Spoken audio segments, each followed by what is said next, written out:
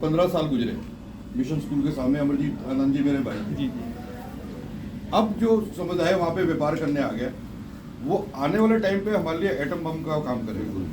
क्योंकि जहाँ तक मुझे पता है कि वो लोग अपनी एक व्यापार मंडल बनाने जा रहे हैं। अगर उस समुदाय का व्यापार मंडल बन गया और जो हम व्यापारी, जो एक टाइम पे होता था कि माफ करना बनिया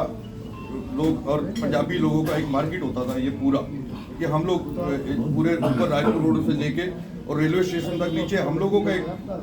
व्यापार होता था, सारे व्यापारी हम ही लोग थे। आज घंटाघर से अंदर इतने समुदाय के लोग वहाँ पे आ गए और उनका एक छत्र राज, और वो व्यापार नहीं कर रहे हम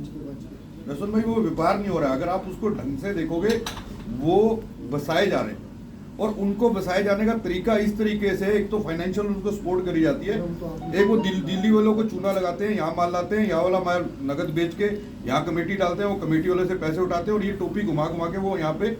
अपनी रोजी रोटी चलाते हैं। और जब देखते हैं कि अब पैकिंग होगी, बंद करके भाग जाते हैं या नी भी भागते तो बदतमीजी होनी शुरू। कईयों से तो मैं जाके लड़ाऊँ, बहुत ज्यादा वासु कई के लड़ाऊँ, मैं पैसे वो नहीं देते। ये आने वाले टाइम में इसलिए खतरनाक हो जाएगा क्योंकि अभी हम बहुत अच्छे वातावरण में जी रहे हो, क्योंकि भाजपा की सरकार है। ये अगर सरकार उस समुदाय की आ गई जो उनके सिर पे हाथ रखता है, तो आने वाले टाइम पे हम व्यापारियों का बहुत ज़्यादा दिक्कत वाला काम होने वाला है कि हम लोग जो चीज़ हम ईमानदारी से 100 रुपए की बेचते हैं, वो बेईमानी से 80 रुपए की बेच देंगे। माफ करना, आप समझना इस कैलकुलेशन को।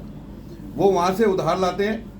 यहाँ के लाके वो 100 रुपए की चीज़ वहाँ से, मैं व्यापारी हूँ, मैं इसलिए आपसे थोड़ी सी एक डिस्कस क्योंकि बात करी, 100 रुपए की चीज़ वो वहाँ से लाते हैं, यहाँ 80 के बेचते हैं, वहाँ से उधार लाते हैं, यहाँ 80 के बेचते हैं, इसलिए कि वो नगद पैसे आते हैं। वो 80 रुपए वो कमेटी वाले को देते हैं,